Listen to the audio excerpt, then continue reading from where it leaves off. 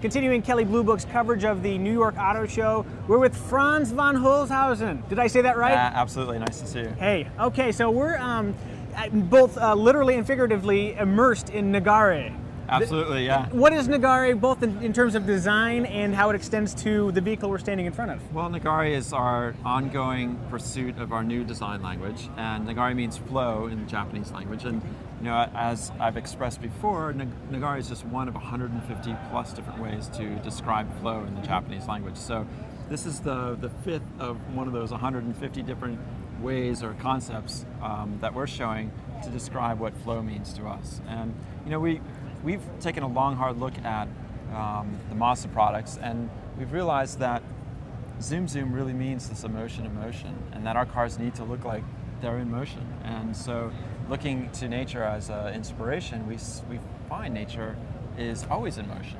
And that's what we were trying to recapture in all of our concepts. You've introduced several concepts with this Nagare theme, but this, the Furai, seems like obviously the most radical of those concepts. Talk a little bit about this. Yeah, this is the Furai. It's what we call the first of the functional series of Nagare. So we're taking form and function, whereas in the past it was simply seen as an aesthetic surface language. Now we've got a very functionally derived aesthetic surface language. So it's functional Nagare, and we thought, what better environment to do functional Nagare than in a motorsports type arena where it's all about function. You know, function first, form comes second. It's really challenging to find beautiful race cars because their number one goal is to get across the finish line. So we managed to create a beautiful race car with our philosophy and prove that our philosophy is more than just surface styling.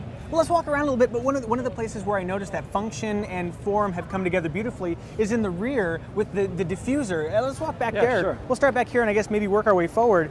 But it just sort of jumped out to me that there's all this beautiful design and this intricate detail, and yet under here you've got the carbon fiber diffuser. Right, well, Furai really means this kind of turbulent, furious flow of air. And our whole theory with the Furai was to show how air affects an object and how it gets more turbulent and more affected, and the object becomes more affected as the air moves along it. So the back of the car is really kind of this outrageous, ultra turbulent expression of what the air would do to almost a clean sheet of paper or a ribbon in the wind. The front of the car is a little bit more subdued. It still has this kind of gracious, beautiful lines and movement, and it's all about guiding and directing airflow. But the back here is really the resultant effects of the air streaming off the back of the car. And you know, one of the big aspects about racing is sticking to the track and making sure that at speed you don't fly off the track. So this, you know, carbon fiber diffuser is actually a very functional element. You know, we were in the wind tunnel with Swift Engineering and developed the CFD for the entire car, as well as managing the airflow underneath the car. And certainly part of managing that airflow is this bold wing. I mean, that makes a pretty strong statement about the raciness. Right off the track, you know, this wing is proven. The chassis for the Furai comes from the ALMS series, and the actual chassis ran in a few years back on the entire circuit for the ALMS series. So we know it's a proven chassis. We know the basic aerodynamics work, and what we did is we applied a whole new surface language to all that. The wing is, you know, probably one of the most expressive elements of track worthiness, but you know, we felt it was necessary to keep it real. You know, we wanted to show that this wasn't a kind of a one-off designer dream, that this is really a functional piece, and the wing just kind of showcases that. Yeah, your work with surface is so interesting to me because there's such detail in every inch from nose to tail. But what about material? What are the materials used? And also, what about finish? What were your thoughts in using this finish? Well, to answer your first question, the form language here is actually describing the airflow pattern as it moves around the cockpit. And we saw this in a lot of the CFD, that these lines are kind of representing how the air moves and is managed over the surface, and we wanted to replicate that. We wanted to kind of just stay true to the inspiration. The materials that we're using on the car, for this car, they're carbon fiber and fiberglass. And if we were to go into a real race series with this car, this would all be carbon fiber. But due to different constraints and speed and conceptness, the fiberglass was one of the elements that we used. On the interior, we're looking at using recyclable type materials, recyclable leathers, and I think it's a neat expression of bringing a little bit of kind of eco-friendly ideas into a race type environment. Again, this car was really intended to bridge the gap between the street and the track, and having a cockpit for it too really opens up the doors to that experience. Can we take a look inside? Yeah, Would that be possible? absolutely. I was kind of curious how the Nagare concept extends to interior design as well.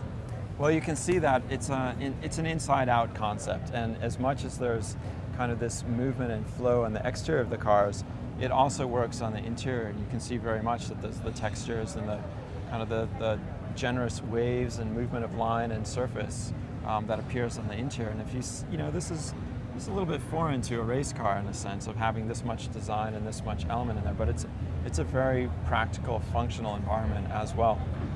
We've been on the track with this car, we've been at speed, we've done lap after lap after lap in this vehicle, so we know that it's proven. There's no gimmickry in this vehicle, so to speak. Well, one of the other things I noticed is your use of LED lighting, and that's such an interesting way to accentuate certain lines. Talk about that a little bit. Well, the LED lighting, and you're starting to see it show up in a lot of production cars, it's a great bright source of light, and what's great for designers is that it's low heat, and it's also a very, very small package, and it has a great output emission of light. So in the front, we use LEDs to kind of create this real sinister eye feeling.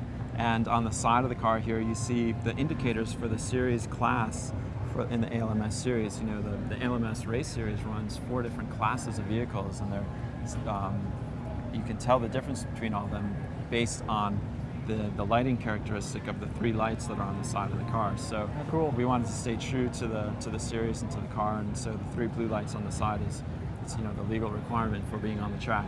And then of course the rear LEDs again are for the braking and the rain lights and stuff. Again, it's an awesome way to package a great amount of light into a tiny little space. So you're seeing it showing up in production.